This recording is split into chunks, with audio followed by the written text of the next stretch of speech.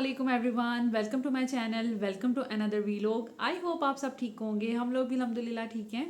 आप में से बहुत से लोगों को ऑलरेडी पता होगा मैं इतने दिन से कहाँ पे गायब थी, लेकिन मेरा ख्याल है कि कुछ लोगों को नहीं आइडिया। तो जिन लोगों को नहीं पता उनको मैं बता दूं, मेरे फादर इन लॉ की डेथ हो गई थी आज से तकरीबन 15 दिन पहले। और आपको पता है कि लास्ट वीलॉग जो है वो मैंने अपलोड किया था दावत का। आयशा पे लोग आए हुए थे, हम यहाँ पर जो है उनके साथ टाइम स्पेंड कर रहे थे। तो अचानक हमें कॉल आती है मेरे हस्बैंड की कि ऐसे अब्बू की डेथ हो गई है। और तो फिर हम लोग यहाँ से हर चीज़ छोड़ के अचानक हम लोगों को जाना पड़ा। पैकिंग शैकिंग की और हम लोग फैसलाबाद चले गए थे। मैंने कुछ भी वीडियो नहीं बनाई क्योंकि अच्छा नहीं लगता। खुशी का मौका नहीं था, ये गम का मौका था। और ऐसे सिचुएशन में आप लोग समझ सकते हैं कि इंसान किस तरह रिएक्ट करता है। तो जो समझ लगी, जैसे समझ लगी, हम लोगों ने बैग में थोड़े बहुत कपड़े डाले और हम यहाँ से चले गए। बल्कि मुझे इतनी वहाँ पे जाके तंगी भी हुई, मुझे ज़्यादा दिन के लिए वहाँ पे रहना पड़ गया। और बच्चों के कपड़े जो हैं वो मेरे पास प्रॉपरली नहीं थे। कुछ वहाँ पे ठंड भी हो गई, मेरे पास सारे गर्मियों के कपड़े थे। जिस दिन अबू की डेथ हुई है उस दिन से बारिशें शुरू हो गई थी और कंटिन्यूसली वहाँ पर बारिशें या ठंडा मौसम रहा। तो जिसकी वजह से फिर तंगी भी बहुत हुई। और सिचुएशन ऐसी थी कि ना मैं नए कपड़े ख़रीद सकती थी। अच्छा नहीं लगता ना कि मैं घर से बिल्कुल भी नहीं निकली 15 दिन, क्योंकि फोदगी वाला घर था। फिर अच्छा नहीं लगता। जो भी हुआ, जैसे भी हम लोगों ने मैनेज किया, खैर हो गया मैनेज। यहाँ से कुछ कपड़े भी मैंने फिर मंगवाए थे हुसैन भाई से। लेकिन मैं क्योंकि सारे कपड़े सॉर्ट करके गई हुई थी और जो भी अवेलेबल थे फिर वही जो है हुसैन भाई ने भी भेजे थे। मेरे हस्बैंड जो हैं वो दुबई में ही हैं और दुबई से वो नहीं आ सके अपने अबू की तदफीन के लिए भी, क्योंकि आपको पता है कि वॉर की कंडीशन है और अभी फ़्लाइट्स बंद हैं। मेरे हस्बैंड ने हर रोज़ चेक किया कि किसी दिन की फ़्लाइट मिल जाए, लेकिन उनको नहीं मिली। तदफीन करना भी बहुत ज़्यादा ज़रूरी था, क्योंकि रख नहीं सकते थे। दैट्स वाई फिर हम लोगों ने तदफीन कर ली, क्योंकि उनका आने का भी कोई कंफर्म नहीं था कि वो किस दिन आए। तो मेरे हस्बैंड नहीं देख सके अपने अबू को लास्ट टाइम पर, जिसका हम लोगों को बड़ा अफसोस रहेगा। और बस आप लोगों से दुआ, आप लोगों से मेरी रिक्वेस्ट है कि प्लीज़ दुआ करें कि दुबई के जो हालात हैं कुछ बेटर हो जाएं, फ़्लाइट्स वगैरह ऑन हो जाएं और मेरे जो हस्बैंड हैं वो वापस आ जाएं। क्योंकि वो यहाँ से तो 15 डेज़ के लिए गए थे, लेकिन करते करते करते करते वहाँ पर अपना काम सेट करना और सब चीज़ें देखना बड़ा मुश्किल है।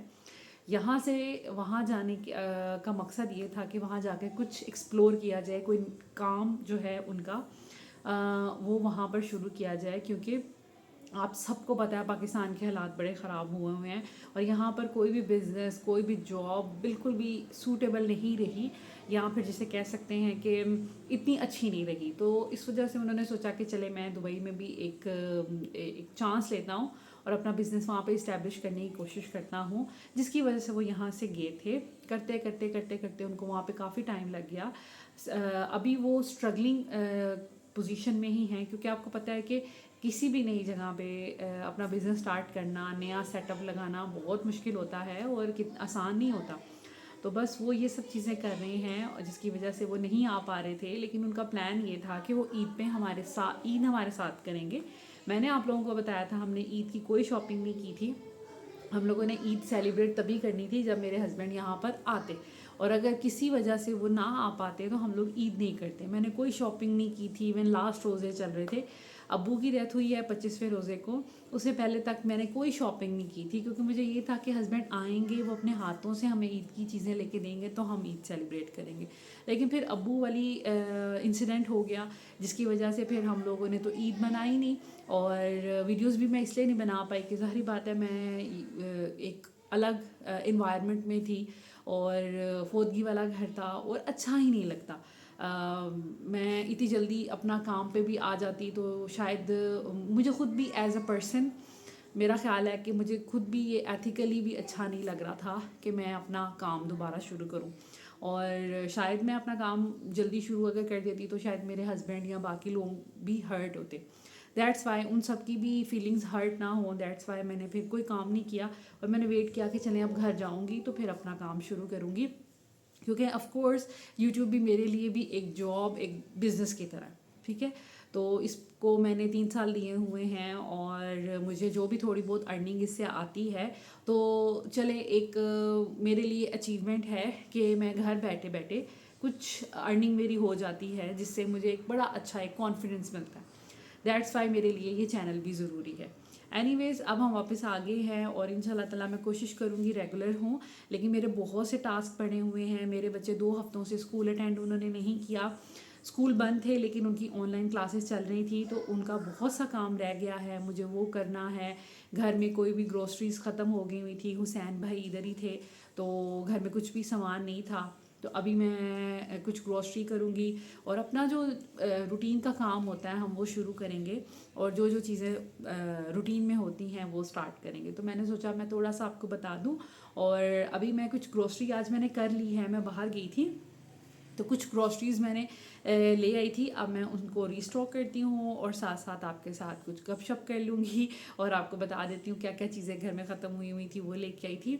बाकी आप लोगों से सबसे रिक्वेस्ट है कि आप लोग प्लीज़ मेरे हस्बैंड के लिए दुआ करें, उनके बिज़नेस के लिए भी दुआ करें कि उनके लिए अल्लाह ताला आसानियाँ पैदा करें। हम लोग थोड़े से परेशान हैं, तो आप कोशिश करें कि अपनी दुआओं में याद रखें और कुछ अच्छा सेटअप बन जाए। और बाकी जो यूट्यूब का काम है वो भी मेरा साथ साथ चल रहा है, लेकिन इसमें भी बहुत स्लो प्रोग्रेस है। मैं इसकी वजह से भी पिछले कुछ अरसे से बहुत डिस्टर्ब थी और कभी कभी दिल करता है चैनल बंद कर दूं, लेकिन फिर सोचती हूँ कि नहीं, इतना टाइम दिया हुआ है, लोग जुड़े हुए हैं, तो चलें इसको चलाते हैं। लेकिन कभी कभी जिसे कहते हैं ना, बीच में इंसान डिसहार्ट हो जाता है।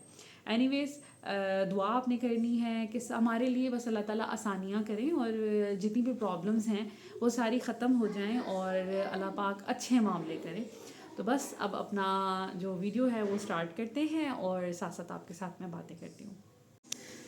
सो ये कुछ बेसिक ग्रोसरीज थी जो मैं लेके आई हूँ, जिसमें पास्ता है, दालें हैं, घर में कुछ भी नहीं था। केचप, मेयोनीज, चीनी, चावल और पत्ती, ये सब चीज़ें हैं। इसके अलावा घर में ये सब्ज़ियाँ भी ख़त्म थी खाना बनाने के लिए, जो बहुत ज़्यादा ज़रूरी हैं। बनानास मैंने ले लिए थे बच्चों के लिए, ये तो आते ही आते हैं। और साथ में गोभी ले ली थी, सुबह शायद गोभी बनाऊंगी। और इसके साथ साथ राइस ख़त्म थे, राइस लिए हैं। घर में चावल हों, दालें हों, तो यकीन करें कुछ सब्ज़ी ना भी अवेलेबल हो तो इंसान बना लेता है। इस वजह से अंडे ले लिए क्योंकि ब्रेकफास्ट करना होता है। डिटर्जेंट लिया है मैंने। डिटर्जेंट इस दफ़ा मैंने ये ट्विन लिया है नया ही कोई था, सूफ़ी की तरफ से था ये ना, और ये बहुत मुझे सस्ता मिला है। ये 5 किलो का पैकेट जो है वो मुझे मिला है तकरीबन 850 रुपये का। तो मैंने सोचा कि चलें क्यों ना इसको ट्राई किया जाए और इसका रिज़ल्ट देखा जाए कि कैसे कपड़े धोता है ये। तो हमारे कपड़े वैसे इतने मैले नहीं होते, इतना कोई इशू नहीं होता, लेकिन मैं देखूंगी कि इसकी सफाई किस तरह की है, फिर आपके साथ ज़रूर शेयर करूंगी। आपको पता है कि मैं करती हूँ शेयर इस तरह की चीज़ें। तो सर्फ़ ले आई थी, ऑयल ले आई थी और घी भी था। इस तरह की कुछ ज़रूरी चीज़ें थी। ज़ावियार के डायपर्स ख़त्म हुए हुए थे और वो लेके आई हूँ। तो इस तरह की बेसिक बेसिक चीज़ें हैं। साथ में ये दूध भी हमारा ख़त्म हुआ था, घर में बिल्कुल नहीं था। हुसैन भाई को मैंने 1-2 दफ़ा पैसे भेजे हैं, वो बस फिर ज़रूरी जो चीज़ें उनको चाहिए थी वो ले ली थी उन्होंने। और आटा सनरिच का लेते हैं हर दफ़ा, लेकिन नहीं मिला। 2 स्टोर से पता किया, फिर मैंने ये ले लिया क्योंकि घर में आटा भी बिल्कुल ख़त्म था। तो ये ज़रूरी कुछ चीज़ें ली हैं मैंने जिनकी डेली बेसिस पे ज़रूरत होती है। इसके अलावा हुसैन भाई ने, जब हम आए थे मैंने उन्हें बता दिया था कि आज हमने आना है, तो उन्होंने फिर चिकन का सालन बनाया था, मज़े का बनाया था।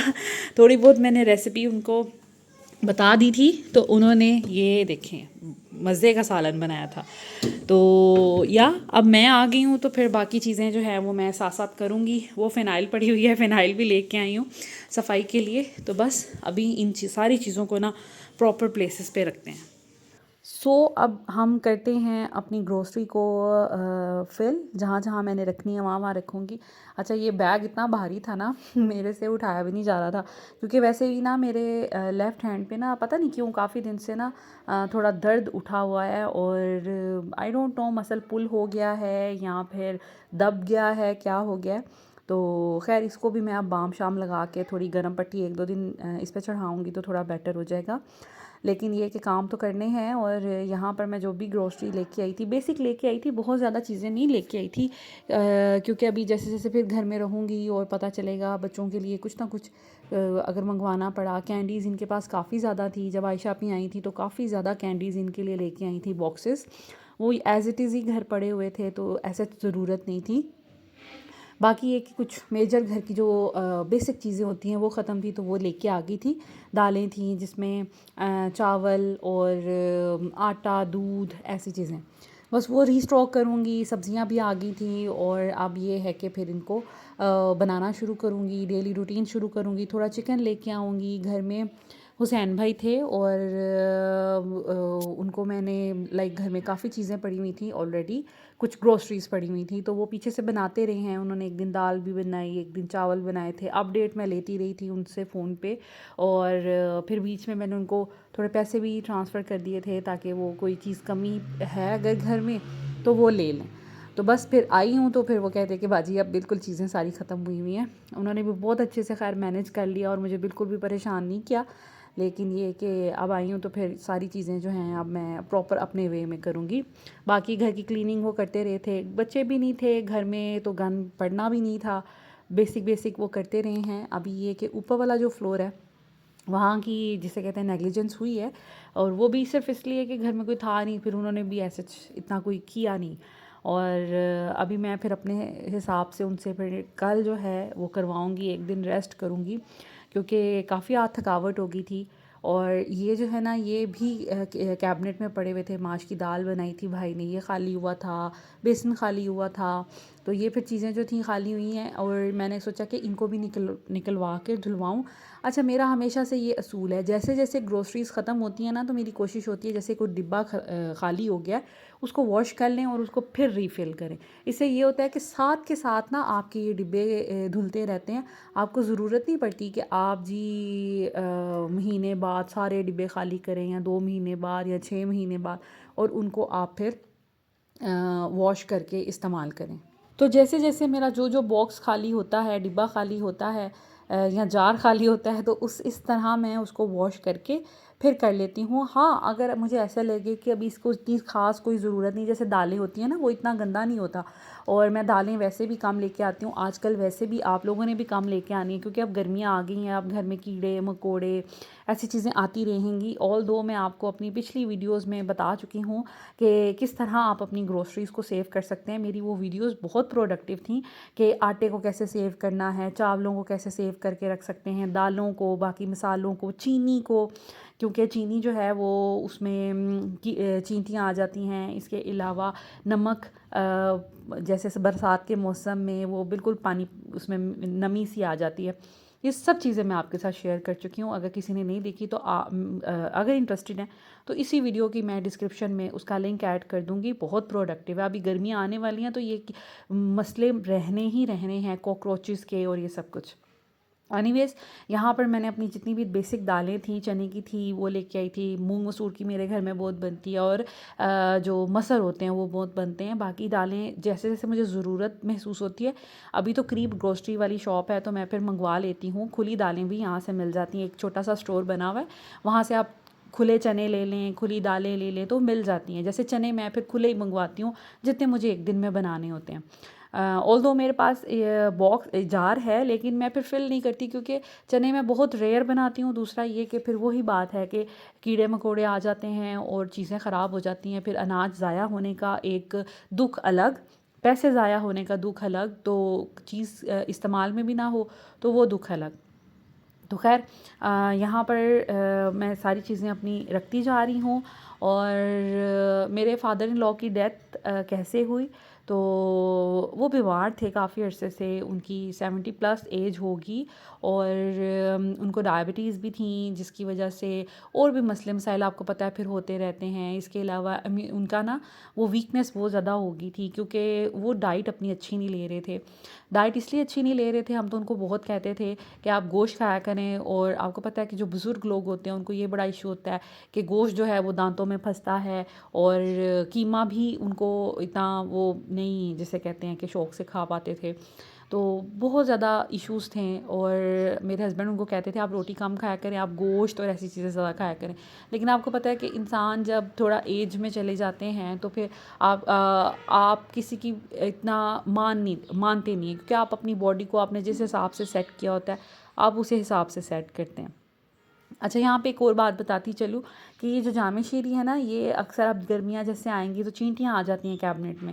तो आप एक कोई भी प्याली ले, उसमें थोड़ा सा पानी डाल के जामे शीरी की बोतल अगर रख लेंगे तो चींटियाँ इसको नहीं लगेंगी, क्योंकि पानी की वजह से वो फिर इस तक नहीं पहुँचेंगी। ये तरीका है, या फिर आप इसको रेफ्रिजरेटर में रख दें। मैं तो खैर रेफ्रिजरेटर में रखूँगी, और क्योंकि वहाँ पे भी चींटियाँ नहीं आएंगी। अगर आपने नहीं रखना तो फिर आप किसी कैबिनेट में रख सकते हैं। तो खैर मैं आपको अपने फादर इन लॉ की बात बता रही थी, तो इस वजह से ना फिर कमज़ोरी बहुत हो गई थी। और जो डायबिटिक पर्सनस हैं, जितने भी लोग हैं जिनको शुगर का है प्रॉब्लम, उनके लिए रोटी चावल ये बहुत बुरी चीज़ें हैं। बेकरी आइटम्स हो गई, तो अंकल बेकरी आइटम लाइक रस वगैरह चाय के साथ खा लेना, तो मतलब डाइट उनकी इस तरह की थी, तो जिसकी वजह से फिर वो कमज़ोरी भी बहुत ज़्यादा हो गई थी। और बस अभी लास्ट टाइम यही हुआ कि उनको हार्ट अटैक आया। अब अच्छे भले थे, लाइक एक दिन पहले उनको हॉस्पिटल लेके गए हैं, तबीयत थोड़ी डाउन थी, वॉमिटिंग वगैरह हुई है, और उनके कुछ टेस्ट करवाए हैं, कार्डियोलॉजी ले गए हैं। वहाँ पे बिल्कुल ठीक थे। बाहर इन्होंने बैठ के लाइक व्हील चेयर पे शायद उन्होंने वॉक की है। मेरे देवर थे साथ में और बहनोई थे तो उनके साथ, और बिल्कुल भी ऐसा फ़ील नहीं हो रहा था कि ऐसा कुछ होगा। और हमें भी बहुत लेट पता चला, हमें तो उनके हॉस्पिटल एडमिट होने का भी नहीं पता था, क्योंकि मेरे जो देवर हैं वो मेरे हस्बैंड को परेशान नहीं करना चाह रहे थे। उनको ये था कि ठीक होके घर चले जाएंगे अब्बू, तो फिर मैं उनको बता दूंगा। लेकिन वो फिर नौबत ही नहीं आई, और जब मुझे भी उन्होंने बताया तो मैं भी बड़ी दुखी हुई, और मैं बल्कि खफा भी हुई अपने हस्बैंड से कि आपने मुझे क्यों नहीं बताया अब्बू की तबीयत ख़राब थी। तो उन्होंने कहा कि मुझे ख़ुद भी नहीं आइडिया था कि अब्बू की तबीयत ख़राब है, क्योंकि फिर मुझे ये था ना कि मैं कॉल करके बात कर लेती, और इंसान हाल अहवाल पूछ लेता है। तो इस तरह उनकी डेथ हुई थी। मैंने सोचा कि आप लोगों के साथ शेयर कर दूं, क्योंकि आप लोगों में से बहुत से लोगों ने, मैंने जब पोस्ट लगाई थी तो बहुत दुआएं दी थी। आप लोगों का बहुत बहुत शुक्रिया। आपने मेरे फादर इन लॉ की बख्शिश के लिए बहुत दुआएं की, दिल से आपका शुक्रिया अदा करती हूँ। और साथ में आपने मेरे हस्बैंड के वापस आने के लिए या उनकी खैरियत के लिए भी बहुत सही दुआएं की, तो आप सबका बहुत शुक्रिया। हस्बैंड अभी नहीं आए, अभी मैंने कल सुना है कि फ़्लाइट्स कुछ ऑन हुई हैं, तो अभी शायद वही लोग आएंगे जो विज़िट वीज़ा पे थे, और जो वहाँ पे लाइक थोड़े टाइम के लिए गए थे। शायद वो लोग उनको निकालेंगे, और फिर मेरे हस्बैंड, क्योंकि मेरे हस्बैंड का विज़िट वीज़ा नहीं है, वो वहाँ क्या उनको शायद रेजिडेंस का उनका वीज़ा है, तो वो वहाँ पे स्टे कर सकते हैं जितना मर्ज़ी। तो इस वजह से वो कोई इशू नहीं है उनके वीज़ा का। लेकिन ये कि घर आना है तो अब फिर शायद वो आएंगे जल्दी। बाकी अल्लाह पाक खैर करे, जब यहाँ का जिसे कहते हैं कि दाना पानी लिखा होगा वो फिर तभी आएंगे। एनीवेज़, यहाँ पर साथ साथ मेरे काम भी होते जा रहे हैं, चीज़ें भी मैनेज होती जा रही हैं, और बड़े दिनों बाद घर आई। हालांकि वहाँ पे भी मैं काम करती रही, क्योंकि जिस इंसान को काम की आदत होती है वो फिर नहीं रुकता। अब्बू की डेथ के बाद फिर जब मेहमान कम हो गए आना जाना, फिर अब्बू के कमरे की सफाई की मैंने, मेरी देवरानी ने मिलके, और उधर भी मैं कुछ ना कुछ कर रही होती थी। कभी किचन साफ़ कर देना, रूटीन में खाना मैं ही बना रही थी, क्योंकि जब मैं फैसलाबाद जाती हूँ मेरी कोशिश होती है कि मैं ही खाना बनाऊँ, वैसे क्योंकि शौक़ है, दैट्स वाई मुझे कुकिंग का, तो फिर मैं ही खाना बना लेती थी, बच्चों को भी कुछ ना कुछ बना के दे देना। तो इस तरह फिर जो मेरी देवरानी थी वो बाकी काम देख लेती थी, तो ऐसे मिलजुल के बड़ा अच्छा टाइम वहाँ पे भी गुज़रा, और अल्लाह का शुक्र है। और अभी फिर जब मैं वापस आई हूँ तो मेरे जो देवर हैं फिर वो मुझे ड्रॉप करके गए हैं। अच्छा, यहाँ पर ना ये थी कुछ चीज़ें ये ऊपर ले जानी थी, इसलिए मैंने ये डाइनिंग टेबल पे रख दी थी। बाकी ग्रोसरीज़ मैंने संभाल दी थी। ये वाली जो चीज़ें हैं ये मैंने यहीं पे रखी, क्योंकि इनके सारे जार्स वगैरह मैंने धोए हैं, तो मैंने इनको स्लैब पे रखा है ताकि मुझे याद रहे। मैं इनको मॉर्निंग में फ़िल करूँगी जब सारे जार जो हैं वो ड्राई हो जाएंगे, क्योंकि अगर गीले गीले जार में रख दिया तो हो सकता है कि किसी चीज़ को कीड़ा लग जाए या कोई ख़राब हो जाए ना, स्मेल आ जाए। तो मैं इनको सुबह ही फ़िल करूँगी ताकि जार अच्छे से हवा लगे उसको और वो ड्राई हो जाएँ। सो ये थी मेरी आज की वीडियो। सारी ऑर्गेनाइजेशन होगी घर में, ऐसे जितना कोई मैस नहीं था। हुसैन भाई को पता है कि बाजी को बहुत ज़्यादा वो होता है कि चीज़ें प्रॉपर प्लेस पे रखी जाएँ, और वो भी कुछ ऐसे इधर उधर चीज़ें नहीं करते। तो जो चीज़ें फ़िल करने वाली थी वो मैंने फ़िल कर दी हैं। जो चीज़ें साफ़, ये कैबिनेट साफ़ करने वाला था इसको साफ़ कर दिया था, चीज़ें कुछ गिरी हुई थी। और बाकी ये कि जो जार्स हैं वो वॉश कर दिए हैं। सुबह इनको फ़िल करूँगी तो फिर आपके साथ शेयर करूँगी। This is it. Thank you so much for watching. Take care. अल्लाह हाफ़िज़।